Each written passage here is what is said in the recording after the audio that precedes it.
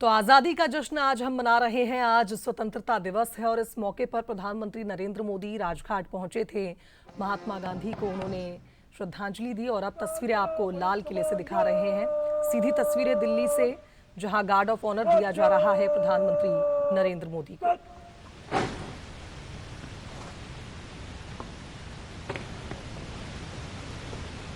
और दिल्ली पुलिस द्वारा guard of honour प्रधानमंत्री नरेंद्र मोदी को इस वक्त दिया जा रहा है। अध्यक्ष सेना पुलिस सम्मानगढ़ निरीक्षण के लिए हजरत। The overall commander of the Prime Minister's Guard of Honor informing the Prime Minister that the guard is ready and requesting him to inspect the Guard of Honor. The band position there will strike up a slow march during the inspection.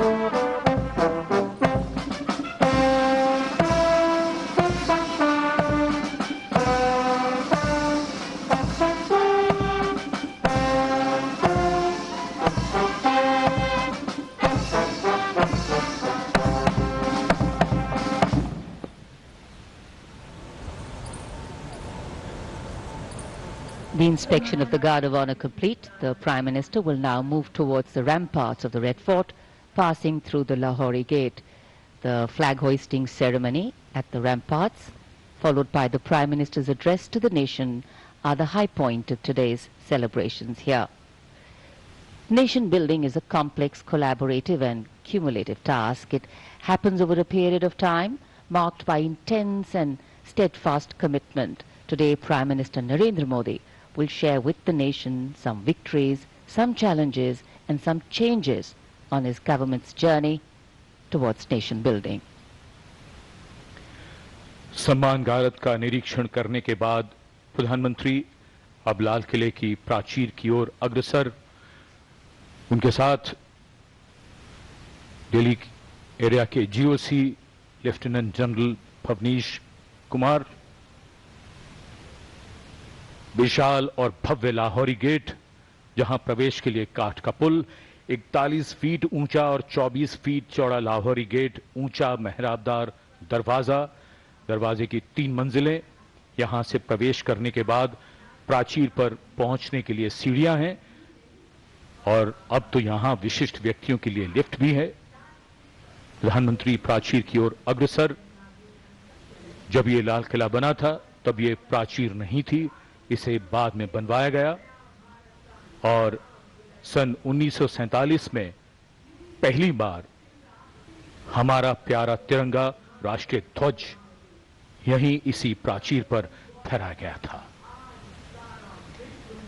So the raincoats are out, a slight drizzle seems to be blessing the venue. Opportune moment in time. The heavens have held steady so far. The Prime Minister arriving at the first level of the ramparts, Raksha Mantri Shri Rajnath Singh, Raksha Rajya Mantri Shri Sanjay Seth, Chief of Defence Staff General Anil Chauhan, Chief of the Army General Upendra Dwivedi, the Navy Chief Admiral Dinesh K. Tripathi and the Chief of Air Staff Air Chief Marshal A.B. Singh greet him. Once the Prime Minister is ready to ascend the final level, the GOC Delhi area will conduct him to the dais to hoist the national flag, which will be followed by his address. In fact, when the flag hoisting is done, it will be synchronized with the 21-gun salute by the valiant gunners of the 1721 Field Battery Ceremonial. The ceremonial battery utilizing the indigenous 105mm light field guns, will be commanded by Major Pavan Singh Shehkawat, and the gun position officer will be Naib Subedar Ashutosh Sarkar. As soon as the national flag is hoisted by the Prime Minister, flower petals will be showered at the venue by two Mi-17 helicopters of the Indian Air Force, one trooping the national flag and the other trooping a flag depicting Operation Sindoor. लाल किले के सामने का पूरा इलाका सर्वधर्म संभाव की अनूठी तस्वीर पेश करता है। लाल किले के ठीक सामने बाईं ओर श्री दिगंबर जैन लाल जी मंदिर, लाल रंग का ये प्राचीन मंदिर जिसमें पक्षियों का एक अस्पताल भी है। इसी जैन मंदिर के साथ जरा सा आगे बढ़ने पर प्राचीन गौरी शंकर मंदिर है। गौरी शंकर मंदिर और लाल किले के बाईं ओर सामने भोजला पहाड़ी पर ऐतिहासिक लाल पत्थर से बनी जामा मस्जिद, त्याग, बलिदान और श्रद्धा का प्रतीक गुरुद्वारा सीसगंज, जिसके सुनहरे गुंबद दूर से ही चमकते हैं।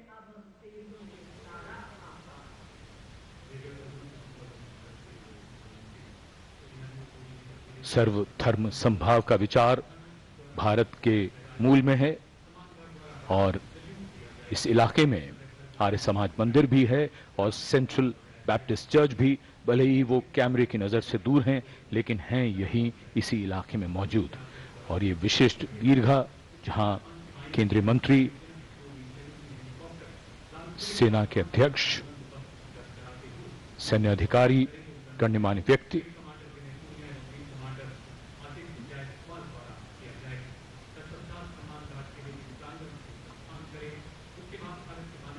विशिष्ट अवसर और विशिष्ट व्यक्तियों की ये दीर्घा,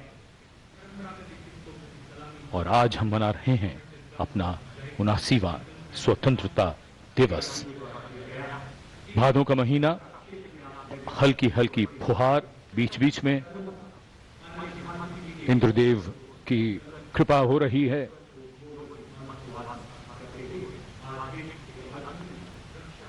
In fact, today we do more than just observe tradition and ceremony. We also momentarily pause to reflect and correct course, if required, on the true meaning of the words that end up punctuating our conversations on every 15th of August, freedom and independence. Words that seem fairly straightforward in their meaning, but highly nuanced in their meaning and delivery. When we became a free country, our leaders and national decision makers and their understanding of the layering and dimensions and the interpretation of all these was taken into account. These are the pillars which are the building blocks for the values and the principles on which this country designs its policies.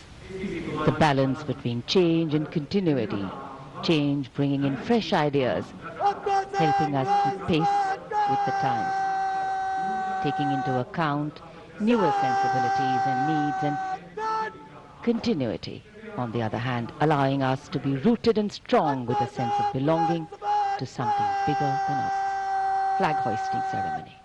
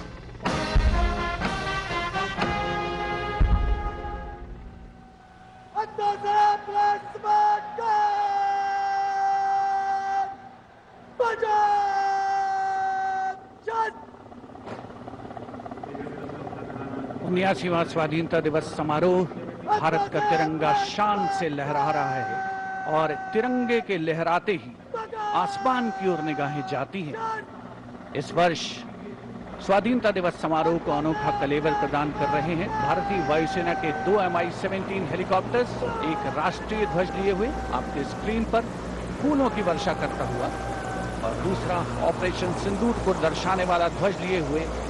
In helicopters की कमान संभाल रहे हैं wing commander विनय पूनिया और wing commander Aditya Jaiswal.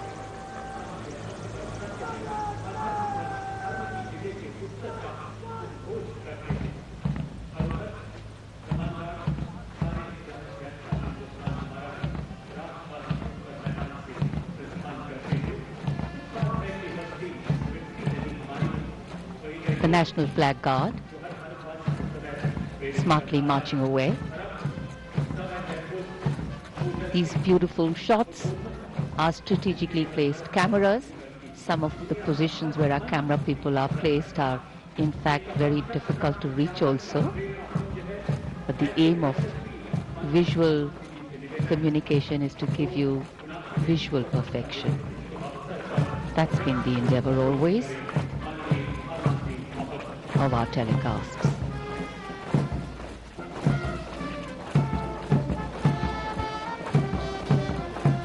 National flag guard के जवान सुनहरी संगीतमय धुन पर अनुशासित ढंग से ज्ञानपथ के सामने से प्रस्थान कर रहे हैं और उत्कंठा से प्रतीक्षा माननीय प्रधानमंत्री महोदय के उद्बोधन की।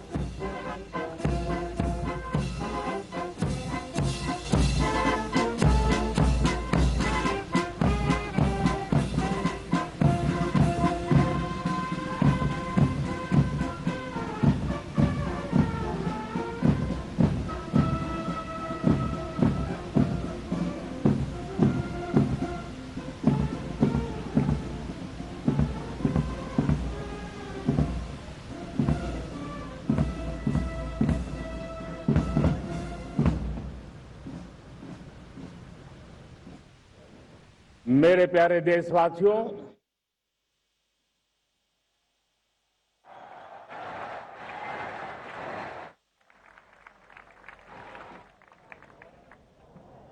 आजादी का ये महापर्व 140 करोड़ संकल्पों का पर्व है। आजादी का ये पर्व सामूहिक सिद्धियों का गौरव का पल है। और हृदय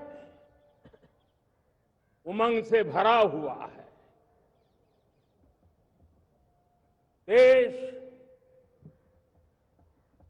एकता की भावना को निरंतर मजबूती दे रहा है। 140 करोड़ देशवासी आज तिरंगे के रंग में रंगे हैं। हर घर तिरंगा, भारत के हर कोने से, चाहे रेगिस्तान हो या हिमालय की चोटियां, समंदर के तट हो या घनी आबादी वाले क्षेत्र, हर तरफ से एक ही गुंज है, एक ही जयकारा है। हमारी प्राण से भी प्यारी मातृभूमि का जयगान है।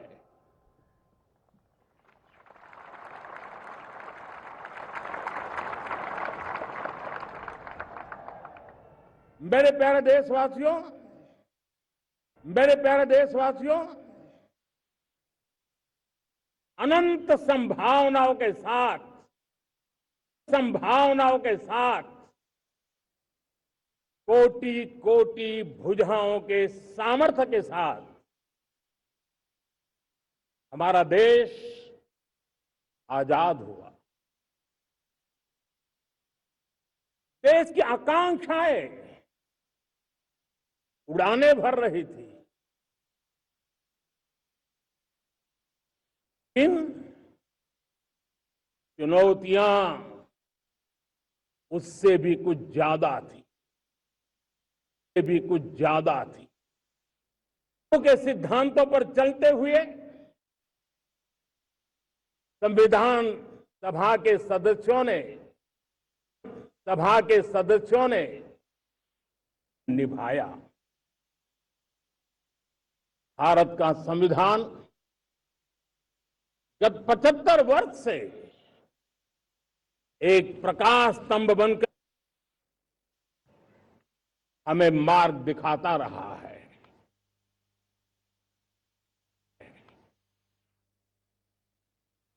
भारत के संविधान निर्माता महापुरुष डॉक्टर राजेंद्र प्रसाद, पंडित नेहरू, सरदार वल्लभ भाई पटेल, सरदार डॉक्टर सर्वपल्ली राधाकृष्णन जी, इतना ही नहीं जी, इतनी शक्ति का भी योगदान कम नहीं था।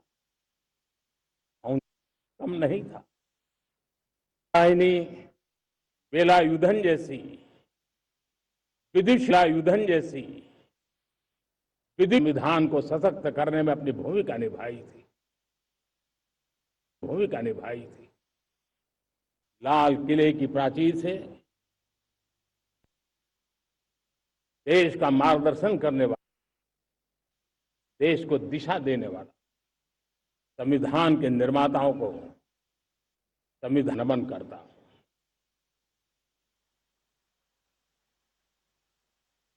मेरे प्यारे देशवासियों, हम आज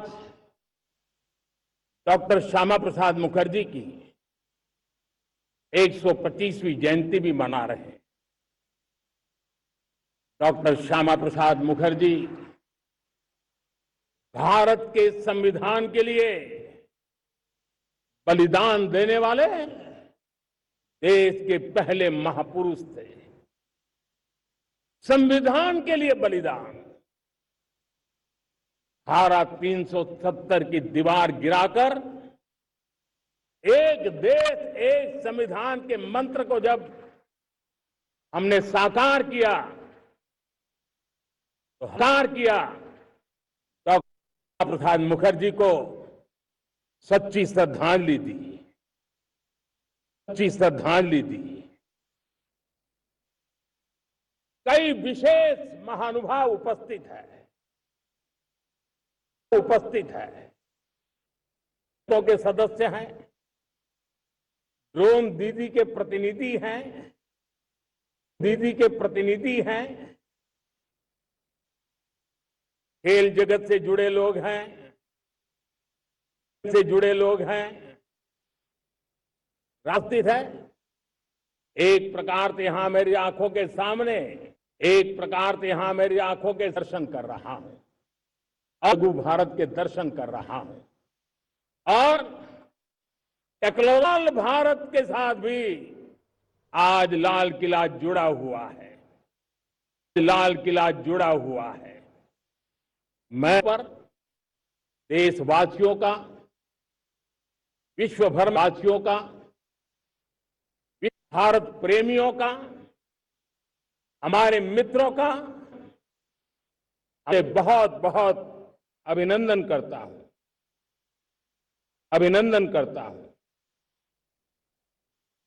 प्रकृति हम सब की परीक्षा ले रही है। पिछले कुछ दिनों प्राकृतिक आपदाएं, भूस्खलन, बादलों का फटस्खलन, कितनी आपदाएं हम झेल रहे हैं। संवेदना है। राज्य सरकारें और केंद्र सरकार मिलकर के राहत के काम, पुनर्वसन के काम में पूरी शक्ति से जुटे हुए हैं। साथियों, आज 15 अगस्त का एक विशेष महत्व भी मैं देख रहा।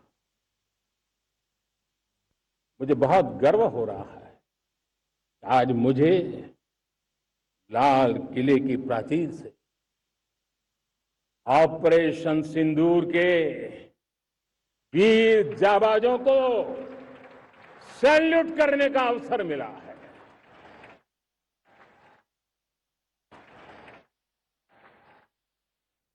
वीर जाबाज सैनिकों ने दुश्मनों को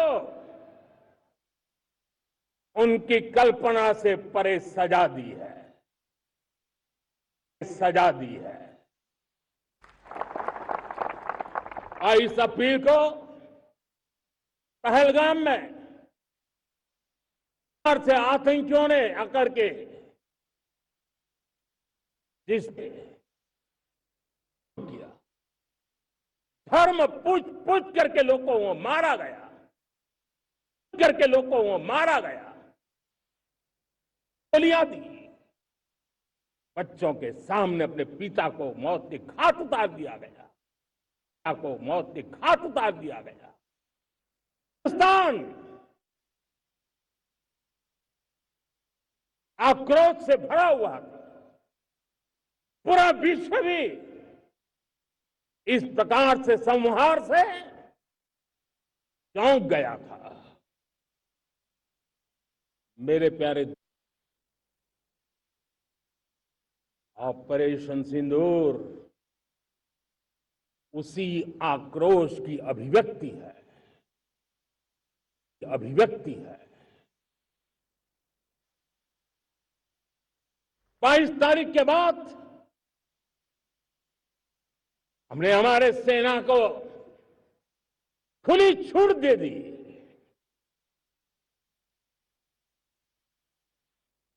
करे, लक्ष्य वो तय करे,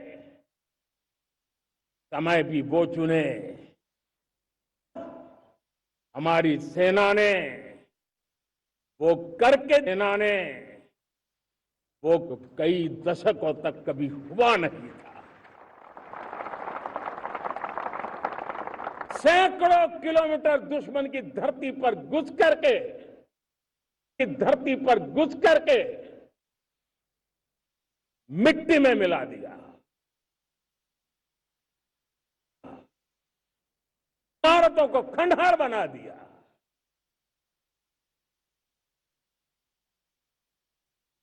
पाकिस्तान की नींद अभी भी उड़ी हुई है।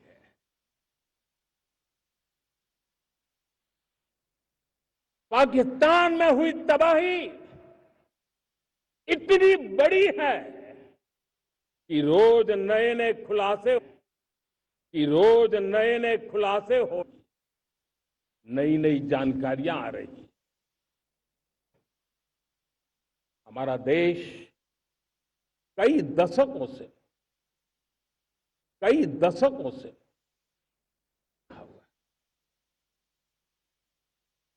देश के सीने को छलनी कर दिया गया है। अब हमने एक न्यू नॉर्मल प्रस्थापित, आतंक को और आतंकी को पालने पोसने वालों को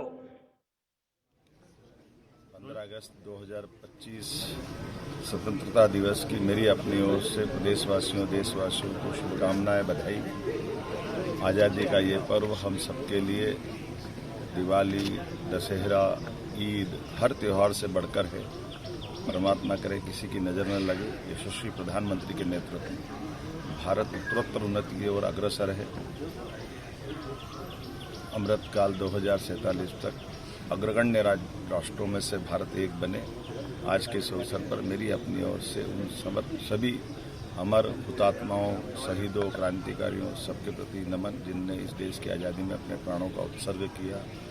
उन सारे क्रांतिकारियों के साथ न्यूक्लियर ब्लैकमेल उनके परिवारों को लंबे अरसे से चलाया। अब आगे भी अगर दुश्मनों ने ये कोशिश जारी रखी सेना की शर्तों पर, सेना जो समय निर्धारित करे उस समय पर, सेना जो तौर तरीके तय करे उस तौर तरीके से, सेना जो लक्ष्य तय करे उस लक्ष्य को, जो लक्ष्य तय करे उस लक्ष्य को अमल में ला करके रहने वाले हैं।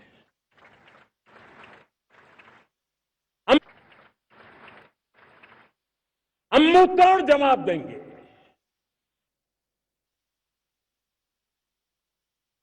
भारत ने तय कर लिया है,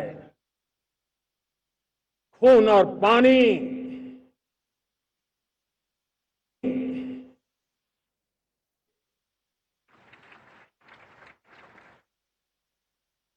अब देशवासियों को भली कि सिंधु का समझौता, कितना समझौता कितना अन्यायपूर्ण है, कितना एक तरफा है। का पानी दुश्मनों के खेत को सींच रहा है, के खेत को सींच रहा है। और मेरे देश के किसान, मेरे देश की धरती पानी के बिना प्यासी है। ये ऐसा समझौता था जिसने पिछले 7 दशक से मेरे देश के किसानों का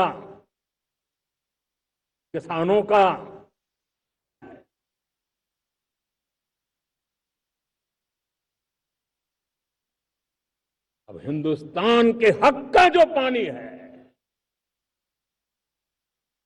उस पर अधिकार सिर्फ और सिर्फ हिंदुस्तान का है, हिंदुस्तान के किसानों का है, हिंदुस्तान के किसानों का है। भारत कतई सिंधु समझौते को, उस स्वरूप को दशकों तक सहा है, उस स्वरूप को आगे नहीं सहा जाएगा, स्वरूप को आगे नहीं सहा जाएगा। मैं राष्ट्रहित में ये समझौता हमें मंजूर नहीं है। मेरे प्यारे देशवासियों, आजादी के लिए असंख्य लोगों ने बलिदान दी,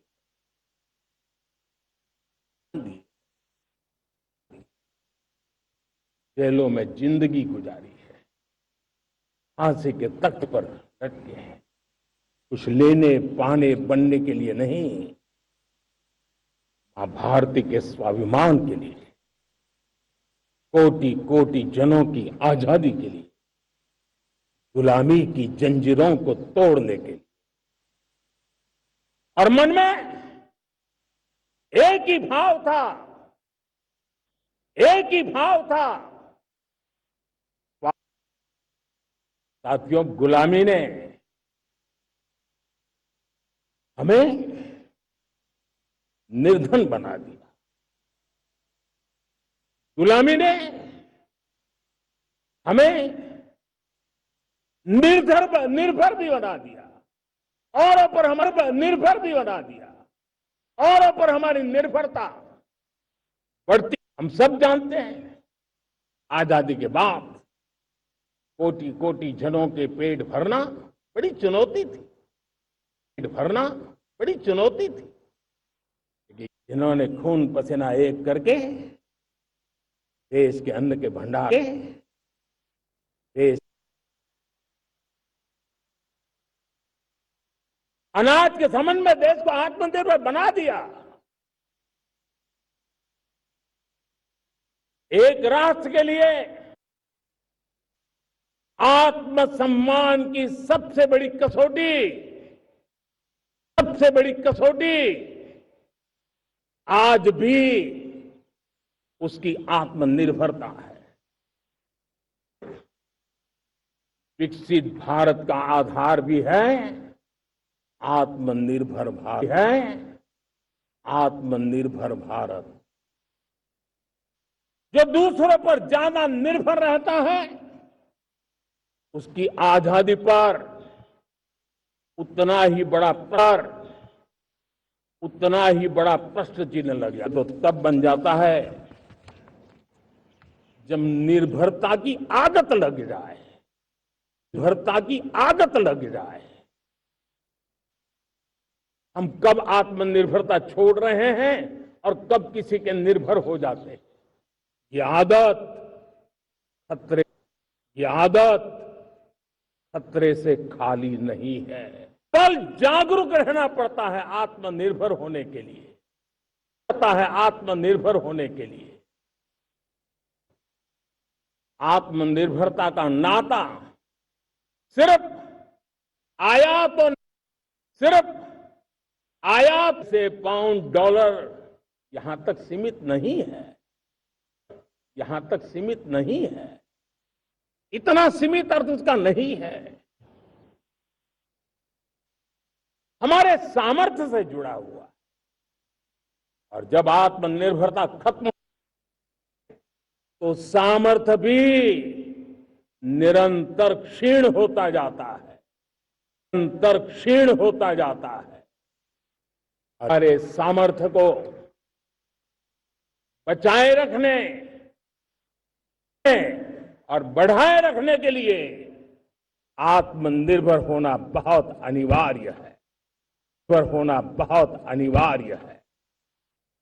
ऑपरेशन सिंदूर में देखा है मेड इन इंडिया की कमाल क्या थी।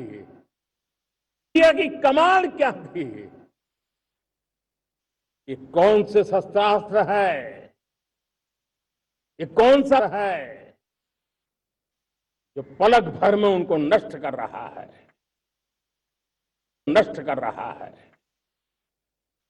अगर हम आत्मनिर्भर तो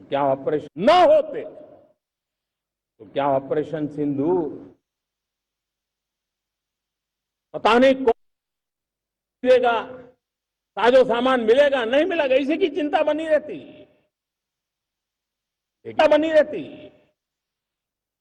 मेड इन इंडिया की शक्ति हमारे हाथ में थी, सेना के हाथ में थी। इसलिए बिना चिंता हिचकिचाहट हमारी सेना अपना पराक्रम करती रही। और ये पिछले 10 साल से लगातार डिफेंस के क्षेत्र में आत्मनिर्भरता पर हम एक मिशन लेकर के चले हैं। उसके नतीजे आज नजर आ रहे हैं। मैं एक और विषय पर आपका ध्यान आकर्षित करना चाहता हूं। ये बात से कोई इनकार नहीं कर सकता कि 21वीं सदी टेक्नोलॉजी ड्रिवन सेंचुरी है। और जब टेक्नोलॉजी ड्रिवन है और इतिहास की तरफ नजर करें तो पता है, इतिहास गवाह है, जिन जिन देशों ने टेक्नोलॉजी में महारत हासिल की वो देश विकास की ऊंचाइयों को पार कर गए, शिखर पर पहुंच गए। आर्थिक शक्ति नए पैमाने पर पहुंचती गई। टेक्नोलॉजी के अलग अलग आयामों की बात करते हैं तो मैं आपका ध्यान आकर्षित करता हूं सेमीकंडक्टर्स पे। उदाहरण के तौर पे बताता हूं, मैं यहां लाल किले से किसी सरकार की आलोचना करने के लिए खड़ा नहीं हुआ और नहीं मैं करना चाहता, लेकिन देश की युवा पीढ़ी को जानकारी होना भी उतना जरूरी है। हमारे देश में 50-60 साल पहले सेमीकंडक्टर को लेकर के फाइलें शुरू हुई। 50-60 साल पहले फैक्ट्री का विचार चालू हुआ। आप मेरे नौजवानों जानकर के हैरान हो जाएंगे, आज सेमीकंडक्टर जो पूरी दुनिया की एक ताकत बन गया है, 50-60 साल पहले वो विचार, वो फाइलें अटक गई, लटक गई, अटक गई। सेमीकंडक्टर के विचार की ही भ्रूण हत्या हो गई। 50-60 साल गवा दी। हमारे बाद कई देश सेमीकंडक्टर में आज महारत हासिल करके दुनिया में अपनी ताकत को प्रस्थापित कर रहे हैं। साथियों, आज हमने उस बोझ से मुक्त होकर के मिशन मोड में सेमीकंडक्टर के काम को आगे बढ़ाया है। 6 अलग अलग सेमीकंडक्टर के यूनिट्स जमीन पर उतर रहे हैं। 4 नए यूनिट्स को हमने ऑलरेडी हरी झंडी दिखा दी है, ग्रीन सिग्नल दे दिया है। और देशवासियों और मेरे खास करके नौजवानों और विश्व भर में भारत की टेक्नोलॉजी की ताकत को समझने वाले लोगों को भी कहना चाहूंगा, इसी वर्ष के अंत तक मेड इन इंडिया, भारत की बनी हुई, भारत में बनी हुई, भारत के लोगों द्वारा बनी हुई मेड इन इंडिया चिप्स बाजार में आ जाएगी।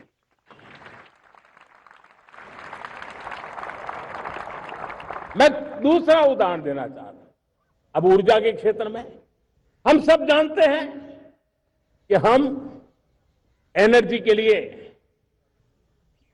बहुत सारे देशों पर डिपेंडेंट है। पेट्रोल हो, डीजल हो, गैस हो, लाखों करोड़ रुपए हमें खर्च करके लाना पड़ता है। हमें इस संकट से देश को आत्मनिर्भर बनाना, ऊर्जा में आत्मनिर्भर बनाना बहुत जरूरी है। हमने बीड़ा उठाया और आज 11 वर्ष में सोलर एनर्जी 30 गुना बढ़ चुकी है। हम नए नए डैम बना रहे हैं ताकि हाइड्रो का विस्तार हो और हमें क्लीन एनर्जी की उपलब्ध हो। भारत मिशन ग्रीन हाइड्रोजन लेकर के आज हजारों करोड़ रुपए इन्वेस्ट कर रहा है। भविष्य की ऊर्जा को ध्यान में रख करके, ऊर्जा के क्षेत्रों को ध्यान में रख करके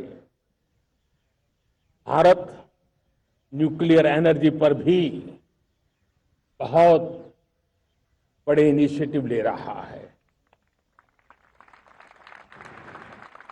न्यूक्लियर एनर्जी में 10 नए न्यूक्लियर रिएक्टर तेजी से काम कर रहे हैं। 2047 तक, जो कि हमने विकसित भारत का लक्ष्य तय किया है, जब देश की आजादी के 100 साल होंगे, हम परमाणु ऊर्जा क्षमता 10 गुना से भी अधिक बढ़ाने का संकल्प लेकर के आगे बढ़ रहे हैं।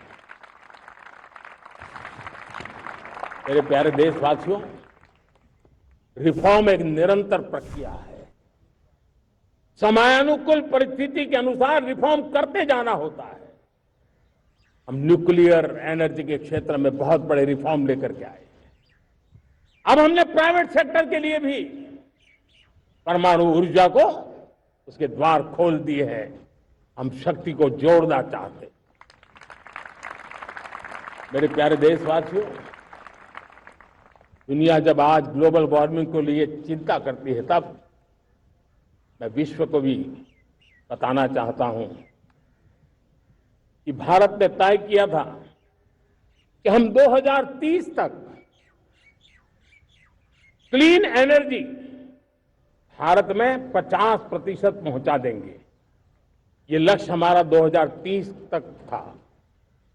मेरे देशवासियों का सामर्थ्य देखिए, मेरे देशवासियों की संकल्प शक्ति देखिए, मेरे देशवासियों को विकसित भारत बनाने का संकल्प को पूर्ण करने के लिए उनकी दौड़ देखिए। हमने जो लक्ष्य 2030 में तय किया था, वो 50% क्लीन एनर्जी का लक्ष्य 2025 में हमने कर लिया। 5 साल पहले हमने अचीव कर लिया, क्योंकि विश्व के प्रति भी हम उतने ही संवेदनशील हैं, प्रकृति के प्रति भी उतने ही हम जिम्मेवार लोग हैं। मेरे प्यारे देशवासियों, बजट का बहुत बड़ा हिस्सा ये पेट्रोल, डीजल, गैस, इन सबको लाने के लिए खर्च होता था। लाखों करोड़ रुपए चले जाते थे। अगर हम ऊर्जा में डिपेंडेंट न होते, तो वो धन मेरे देश के नौजवानों के भविष्य के लिए काम आता। वो धन मेरे देश के गरीबों को गरीबी के खिलाफ लड़ाई लड़ने में काम आता। वो धन मेरे देश के किसानों के कल्याण में काम आता। वो धन मेरे देश के गांव की परिस्थिति को पलटने के लिए काम आता।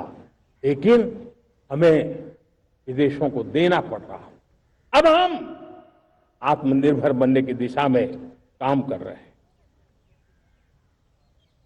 देश को विकसित बनाने के लिए हम अब समुद्र मंथन की तरफ भी जा रहे हैं। हमारे समुद्र के मंथन को आगे बढ़ाते हुए हम समुद्र के भीतर के तेल के भंडार, गैस के भंडार, उसको खोजने की दिशा में एक मिशन मोड में काम करना चाहते हैं। और इसलिए भारत ने national deep water exploration mission शुरू करने जा रहा है। ये ऊर्जा इंडिपेंडेंट बनने के लिए ये हमारी महत्वपूर्ण घोषणा है। मेरे प्यारे देशवासियों, आज पूरा विश्व क्रिटिकल मिनरल को लेकर के बहुत ही सतर्क हो गया है। उसके सामर्थ्य को लोग भली भांति समझने लगे हैं। कल तक जिस तरफ ज्यादा ध्यान नहीं था, वो आज सेंटर स्टेज पे है। हमारे लिए भी क्रिटिकल मिनरल्स में आत्मनिर्भरता बहुत अनिवार्य है। एनर्जी का सेक्टर हो, इंडस्ट्री का सेक्टर हो, रक्षा क्षेत्र हो, टेक्नोलॉजी के हर क्षेत्र हो, आज क्रिटिकल मिनरल्स की टेक्नोलॉजी के अंदर बहुत अहम भूमिका है। और इसलिए नेशनल क्रिटिकल मिशन हमने लॉन्च किया है। 1200 से अधिक स्थानों पर खोज का अभियान चल रहा है और हम क्रिटिकल मिनरल में भी आत्मनिर्भर बनने की दिशा में आगे बढ़ रहे हैं। मेरे प्यारे देशवासियों,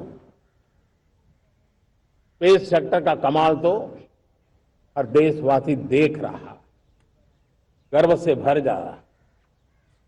और हमारे group captain Shubhanshu Shukla space station से लौट चुके हैं और आने वाले कुछ दिनों में वो भारत भी आ रहे हैं। हम स्पेस में भी अपने दम पर आत्मनिर्भर भारत गगनयान की तैयारी कर रहे हैं। हम अपने बलबूते पर हमारा अपना स्पेस स्टेशन बनाने की दिशा में हम काम कर रहे हैं। और पिछले दिनों स्पेस में जो रिफॉर्म किए गए, मुझे बहुत गर्व हो रहा है। मेरे देश के 300 से ज्यादा स्टार्टअप्स आप सिर्फ और सिर्फ स्पेस सेक्टर में काम कर रहे हैं। और उन 300 स्टार्टअप में हजारों नौजवान पूरे सामर्थ्य के साथ जुटे हैं। ये है मेरे देश के नौजवानों की ताकत और ये है हमारे देश के नौजवानों के प्रति विश्वास। मेरे प्यारे देशवासियों, 140 करोड़ भारतवासी 2047 में जब आजादी के 100 साल होंगे, विकसित भारत के संकल्प को परिपूर्ण करने के लिए पूरी ताकत से जुटे हैं। इस संकल्प की पूर्ति के लिए भारत आज हर सेक्टर में आधुनिक इकोसिस्टम तैयार कर रहा है और आधुनिक इकोसिस्टम हर क्षेत्र में हमारे देश को आत्मनिर्भर बनाएगा। आज मेरा लाल किले की प्राचीर से मेरे देश के युवा वैज्ञानिकों को, मेरे टैलेंटेड यूथ को, मेरे इंजीनियर्स को और प्रोफेशनल्स को और सरकार के हर विभागों को भी मेरा आह्वान है, क्या हमारा अपना made in India fighter jets के लिए जेट इंजन हमारा होना चाहिए कि नहीं होना चाहिए?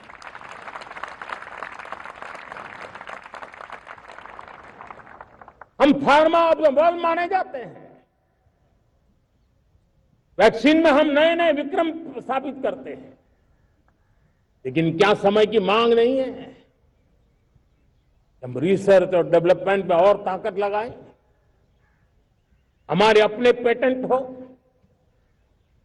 हमारी अपनी बनाई हुई मानव जात के कल्याण की सस्ते से सस्ती और सबसे कारगर नई नई दवाइयों की शोध हो, और संकट में साइड इफेक्ट के बिना मानव जात के कल्याण में काम आए। बायो 3 पॉलिसी भारत सरकार ने बनाई है। मैं देश के नौजवानों को कहता हूं, आइए बायो 3 पॉलिसी का अध्ययन करके अब कदम उठाइए। देश का भाग्य बदलना है, आपका सहयोग चाहिए। मेरे प्यारे देशवासियों, आज आईटी का युग है, डेटा की ताकत है। क्या समय की मांग नहीं है? ऑपरेटिंग सिस्टम से लेकर के साइबर सुरक्षा तक, डीप टेक से लेकर के आर्टिफिशियल इंटेलिजेंस तक, सारी चीजें हमारी अपनी हो, इस पर हमारे ही लोगों का सामर्थ्य जुटा हुआ हो, उनकी सामर्थ्य शक्ति का विश्व को परिचय कराए। साथियों, आज दुनिया में सोशल मीडिया का हो, बाकी प्लेटफॉर्म का हो, दुनिया के प्लेटफॉर्म पर हम काम कर रहे हैं। दुनिया ने हमने दिखा दिया है, यूपीआई का हमारा प्लेटफॉर्म आज दुनिया को अजोबा कर रहा है। हमारे में सामर्थ्य है। रियल टाइम ट्रांजैक्शन में 50% अकेला भारत यूपीआई के माध्यम से करता है। इसका मतलब की ताकत है। क्रिएटिव वर्ल्ड हो, सोशल मीडिया हो, ये जितने भी प्लेटफॉर्म्स हैं, मेरे देश के नौजवानों में चुनौती करता हूं आपको, आइए हमारे अपने प्लेटफॉर्म क्यों ना हो, हम क्यों दूसरों पर निर्भर रहे, क्यों भारत का धन बाहर जाए? और मुझे आपके सामर्थ्य पर भरोसा है। मेरे प्यारे देशवासी, जैसे ऊर्जा के क्षेत्र में हम डिपेंडेंट हैं, वैसा ही देश का दुर्भाग्य है कि फर्टिलाइजर, उसमें भी हमें दुनिया पर निर्भर रहना पड़ता है। मेरे देश के किसान भी फर्टिलाइजर का सही उपयोग कर करके धरती माता की सेवा कर सकते हैं।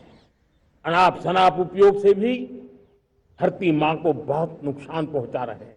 लेकिन साथ साथ मैं देश के नौजवानों को कहना चाहता हूं, देश के उद्योग जगत को कहना चाहता हूं, देश के प्राइवेट सेक्टर को कहना चाहता हूं, आइए हम फर्टिलाइजर के भंडार भर दें, हम नए नए तौर तरीके खोजें और भारत की आवश्यकता के अनुसार हम अपना फर्टिलाइजर तैयार करें।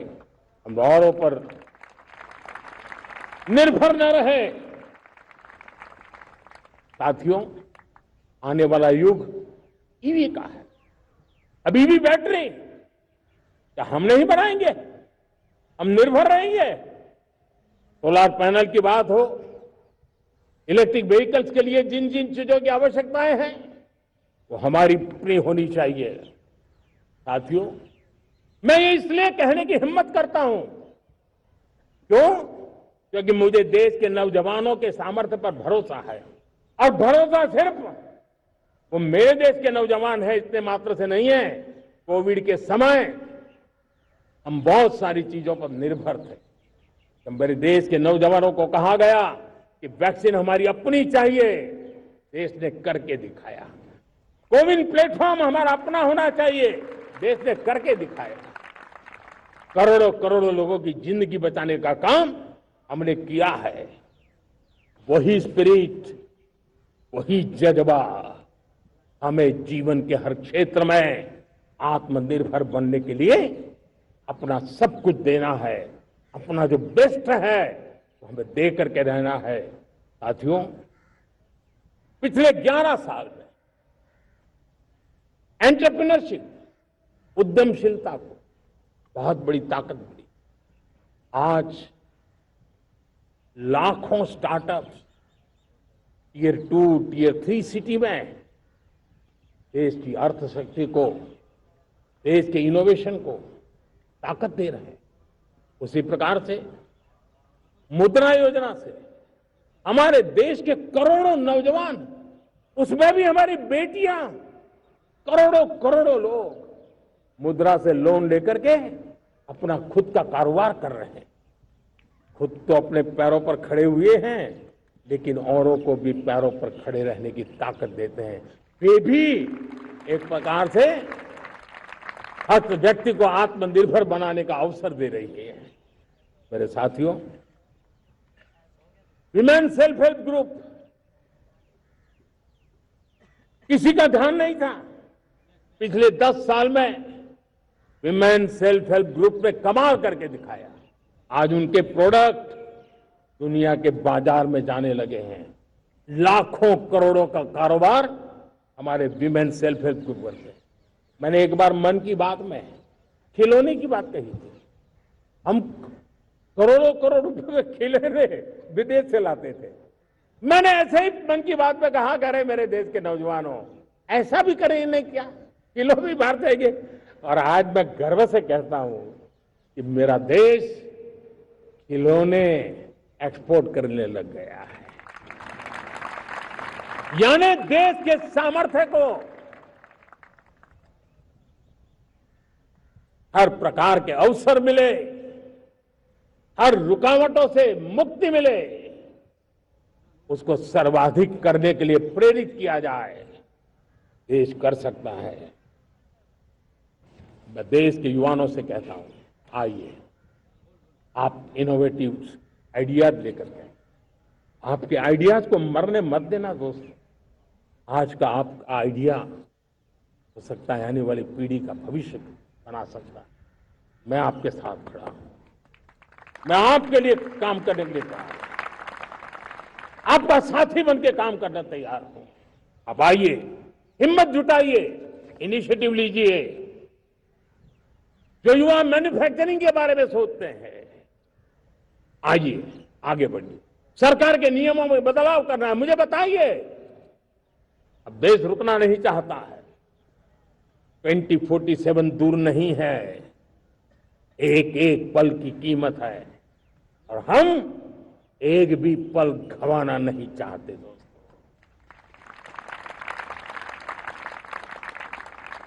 साथियों, ये आगे बढ़ने का अवसर है, बड़े सपने देखने का अवसर है, संकल्प के लिए समर्पित होने का अवसर है। जब सरकार आपके साथ है और मैं स्वयं आपके साथ हूं, तब हम नया इतिहास बना सकते हैं। साथियों, आज नेशनल मैन्युफैक्चरिंग मिशन पर बहुत तेजी से काम हो रहा है। हमारे एमएसएमई उसका लोहा दुनिया मानती है। ये दुनिया में बड़ी बड़ी चीजें बनती है ना, कुछ न कुछ तो औजार हमारे देश के एमएसएमई के द्वारा जाते हैं, बड़े गर्व के साथ जाते हैं। लेकिन हम में कॉम्प्रिहेंसिव, इंटीग्रेटेड विकास की राह पर जाना चाहते हैं और इसलिए उनकी शक्ति बढ़े। और उसमें भी मैंने पहले एक बार लाल किले से कहा था, जीरो डिफेक्ट जीरो इफेक्ट। आज कहना चाहता हूं कि हमें विश्व बाजार में अपने सामर्थ्य का लोहा मनवाना है तो हमें क्वालिटी में निरंतर नई ऊंचाइयों को पार करना। दुनिया क्वालिटी को स्वीकार करती है, हमारी गुणवत्ता सबसे ज्यादा हो और सरकार के भी प्रयास हो, रॉ मटेरियल की भी उपलब्धि हो, हमारी प्रोडक्शन की कॉस्ट कैसे कम हो, हम उसमें दम रह गए। और साथियों, हम सभी जो उत्पादन के क्षेत्र में लगे हैं उन सबका मंत्र होना चाहिए, दाम कम लेकिन दम ज्यादा। हमारी हर प्रोडक्ट का दम ज्यादा हो लेकिन दाम कम हो, इस भाव को लेकर के हमें आगे बढ़ना है। मेरे प्यारे देशवासियों, आजादी के लिए अनगिनत लोगों ने बलिदान दिए हैं। मैंने पहले भी कहा, जवानी खपा दी, फांसी पे लटक गए। क्यों? स्वतंत्र भारत के लिए। 75-100 साल पहले का वो कालखंड याद कीजिए, पूरा देश स्वतंत्र भारत के मंत्र को लेकर के जीता था। आज समय की मांग है, स्वतंत्र भारत का मंत्र लेकर के जीने वालों ने हमें स्वतंत्र भारत दिया। आज 140 करोड़ देशवासियों का एक ही मंत्र होना चाहिए, समृद्ध भारत। अगर कोटि कोटि लोगों के बलिदान से स्वतंत्र भारत हो सकता है तो कोटि कोटि लोगों के संकल्प से, पुरुषार्थ से, आत्मनिर्भर बनने से, वोकल फॉर लोकल की बात करने से, स्वदेशी का मंत्र को जापने से समृद्ध भारत भी बन सकता है। वो पीढ़ी स्वतंत्र भारत के लिए खप गई थी, ये पीढ़ी समृद्ध भारत के लिए नए कदम उठाए, यही समय की मांग है। और इसलिए मैं आज बार बार आग्रह करता हूं और मैं देश के सभी इन्फ्लुएंसर्स को कहना चाहता हूं, इस मंत्र को आगे बढ़ाने में मेरी मदद कीजिए। मैं सभी राजनीतिक दलों को, राजनेताओं को, सबसे कहता हूं कि आइए, ये किसी राजनीतिक दल का एजेंडा नहीं है, भारत हम सबका है। हम मिलकर के वोकल फॉर लोकल उस मंत्र को हर नागरिक के जीवन का मंत्र बनाएं। भारत में बनी हुई, भारत के नागरिकों के पसीने से बनी हुई वो चीजें जिसमें भारत की मिट्टी की महक हो और जो भारत के आत्मनिर्भर के संकल्प को ताकत देता हो, हम उसी को खरीदेंगे, हम उसी का उपयोग करेंगे। हम उस दिशा में आगे आए, यह हमारा सामूहिक संकल्प हो। देखते ही देखते हम दुनिया बदल देंगे दोस्तों। मैं आज हर छोटे मोटे व्यापारी को, दुकानदार से आग्रह करना चाहता हूं, आपकी भी जिम्मेवारी है। हम छोटे थे, हमने कभी बाजार में देखा नहीं था कि शुद्ध घी की दुकान, ऐसे ही लिखा जाता था घी की दुकान। लेकिन समय रहते लोग लिखने लगे शुद्ध घी की दुकान। मैं चाहता हूं देश में ऐसे व्यापारी आगे आए, ऐसे दुकानदार आए कि हाँ स्वदेशी माल बिकता है, वो बोर्ड लगा रहे। हम स्वदेशी का गर्व करने लगे। हम स्वदेशी मजबूरी में नहीं, मजबूती के साथ उपयोग करेंगे, मजबूती के लिए उपयोग करेंगे और जरूरत पड़ी तो औरों को मजबूर करने के लिए उपयोग करेंगे। ये हमारी ताकत होनी चाहिए, ये हमारा मंत्र होना चाहिए।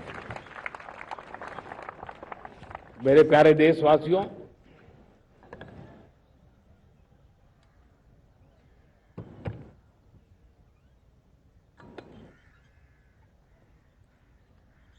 मुझे बहुत लंबे समय से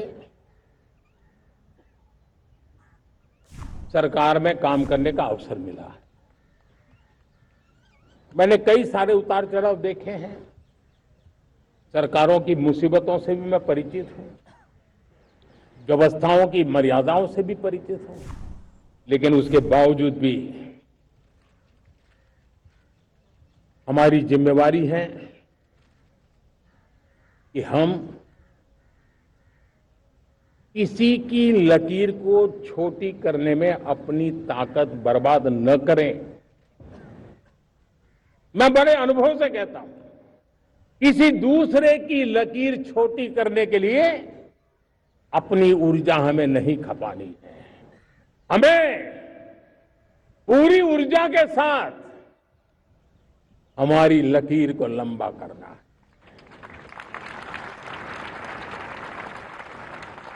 हम अगर अपनी लकीर लंबी करते हैं तो दुनिया भी हमारा लोहा मानेगी।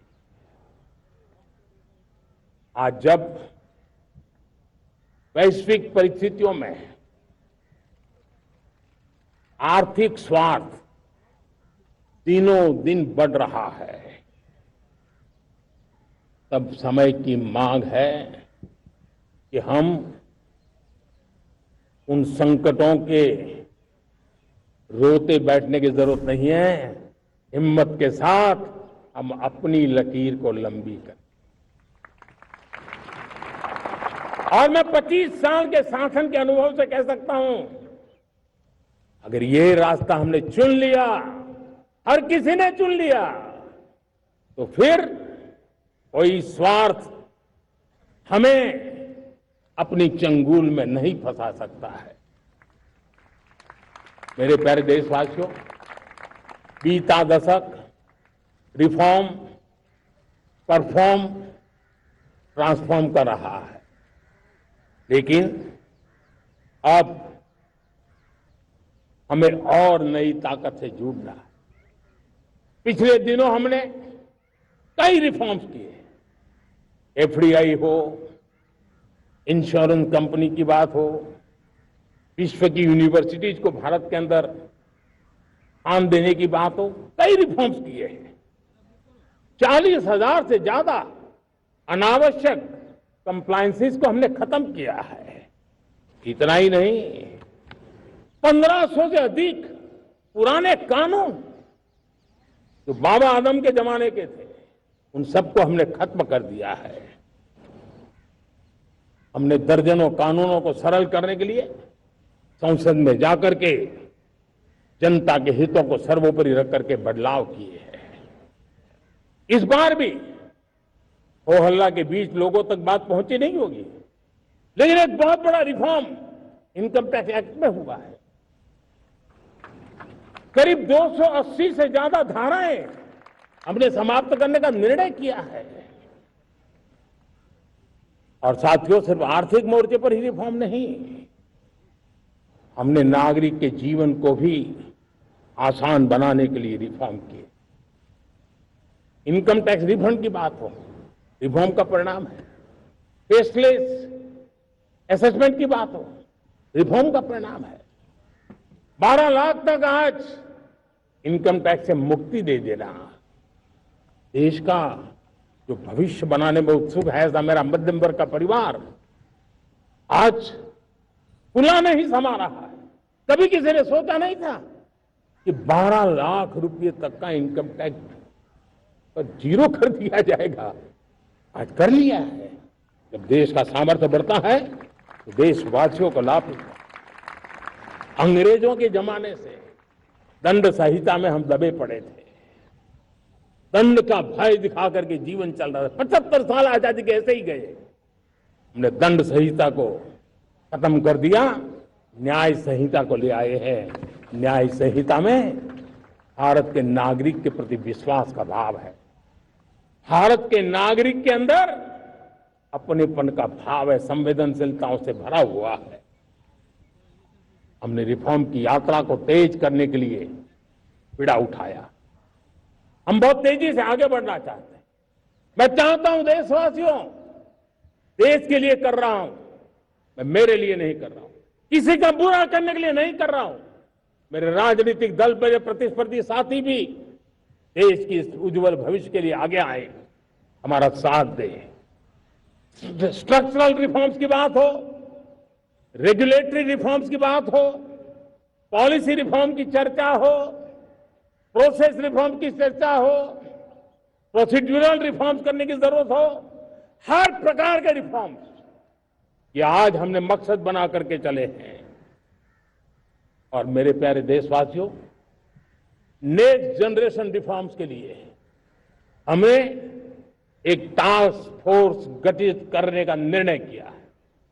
ये टास्क फोर्स समय सीमा में इस काम को पूरा करे, वर्तमान नियम, कानून, नीतियां, रीतियां 21वीं सदी के अनुकूल, वैश्विक वातावरण में अनुकूल और भारत को 2047 में विकसित राष्ट्र बनाने के संदर्भ में नए सिरे से तैयार हो और उसका समय सीमा में अपना कार्य पूरा करने के लिए इस टास्क फोर्स की रचना की है। साथियों, ये रिफॉर्म के कारण जो नए लोग अपना भविष्य बनाने चाहते हैं उनको तो हिम्मत मिलेगी। हमारे स्टार्टअप्स हो, हमारे लघु उद्योग हो, हमारे गृह उद्योग हो, उन लोग उद्यमियों को उनकी कंप्लायंस कॉस्ट बहुत कम हो जाएगी और उसके कारण उनको एक नई ताकत मिलेगी।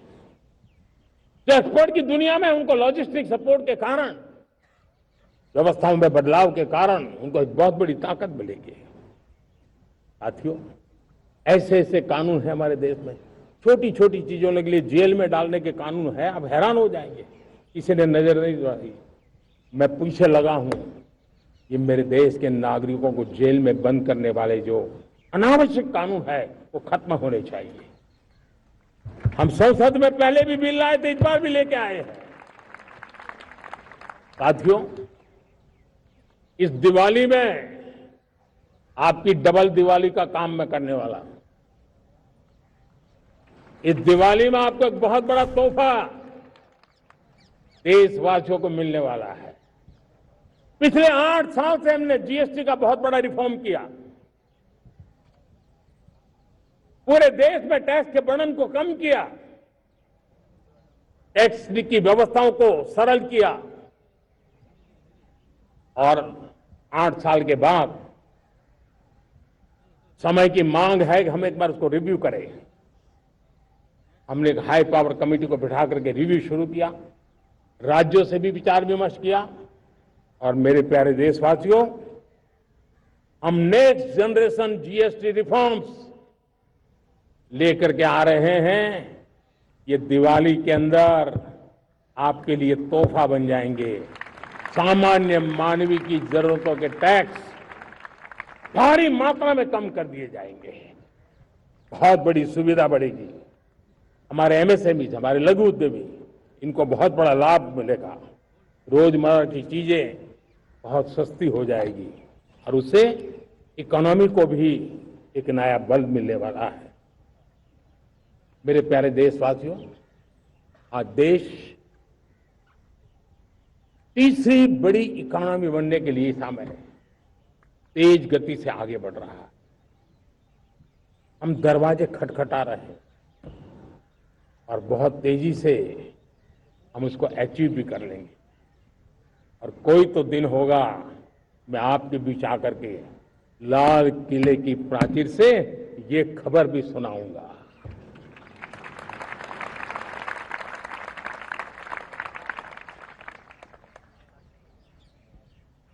आज भारत की अर्थव्यवस्था और आर्थिक स्थिति को लेकर पूरी दुनिया आश्वस्त है। इतनी अस्थिरता के बीच आशा की किरण बना हुआ है भारत का फाइनेंशियल डिसिप्लिन, भारत की फाइनेंस की ऊर्जा। संकट के घेरे में जब अर्थव्यवस्था पड़ी हुई है तब भारत ही उसे बाहर निकलेगा, ये भरोसा दुनिया में पनपा है। आज इन्फ्लेशन कंट्रोल में है, फॉरेन एक्सचेंज रिजर्व हमारे बहुत मजबूत है, हमारे मैक्रो इकोनॉमिक इंडिकेटर्स बहुत मजबूत है। ग्लोबल रेटिंग एजेंसी भी लगातार भारत की सराहना करती है, भारत की अर्थव्यवस्था पर ज्यादा से ज्यादा विश्वास व्यक्त कर रही है। ये बढ़ती हुई अर्थव्यवस्था का लाभ मेरे देश के गरीबों को मिले, मेरे देश के किसानों को मिले, मेरे देश की नारी शक्ति को मिले, मेरे देश के मध्यम वर्ग को मिले, मेरे देश की विकास धारा को ताकत देने वाला बने। उस दिशा में हम नए नए प्रयास करें। आज युवाओं के लिए नए नए सेक्टर में हमारे नौजवानों के लिए अवसर बन रहे हैं। स्किल डेवलपमेंट, स्वरोजगार, बड़ी बड़ी कंपनियों में इंटर्नशिप, इस पर एक बहुत बड़े स्तर पर अभियान चल रहा है। और इसलिए देश के नौजवानों, आज मैं आपके लिए भी एक खुश खबर लेकर के आया, मेरे देश के नौजवानों के लिए आया। आज 15 अगस्त है। आज 15 अगस्त के ही दिन मेरे देश के युवाओं के लिए 1 लाख करोड़ रुपए की योजना हम चालू कर रहे हैं, लागू कर रहे हैं। आज से प्रधानमंत्री विकसित भारत रोजगार योजना आज ही 15 अगस्त को लागू हो रही है। ये आपके लिए बहुत खुशखबरी है। इस योजना के तहत निजी क्षेत्र में पहली नौकरी पाने वाले नौजवान को, बेटे बेटी को 15,000 रुपया सरकार की तरफ से दिए जाएंगे। कंपनियों को भी नए रोजगार देने के अवसर जो भी ज्यादा जुटाएगा, उनको भी प्रोत्साहन राशि दी जाएगी। प्रधानमंत्री विकसित भारत रोजगार योजना करीब करीब 3.5 करोड़ नौजवानों को रोजगार के नए अवसर बनाएगी। मैं सभी नौजवानों को इसके लिए बहुत बहुत बधाई देता हूं।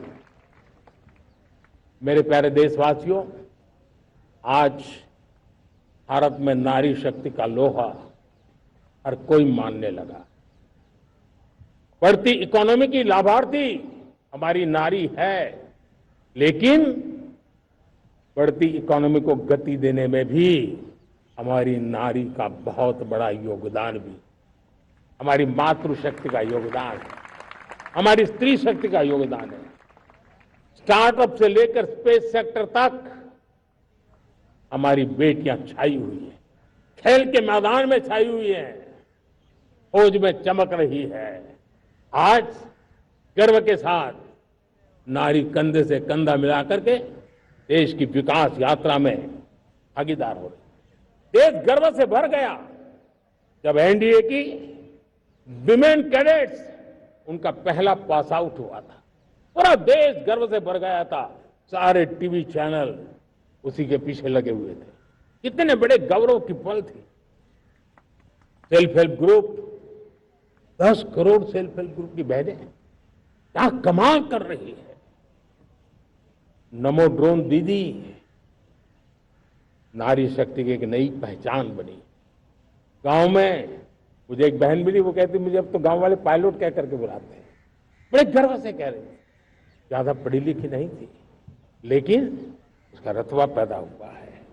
साथियों, हमने 3 करोड़ महिलाओं को लखपति दीदी बनाने का संकल्प लिया था।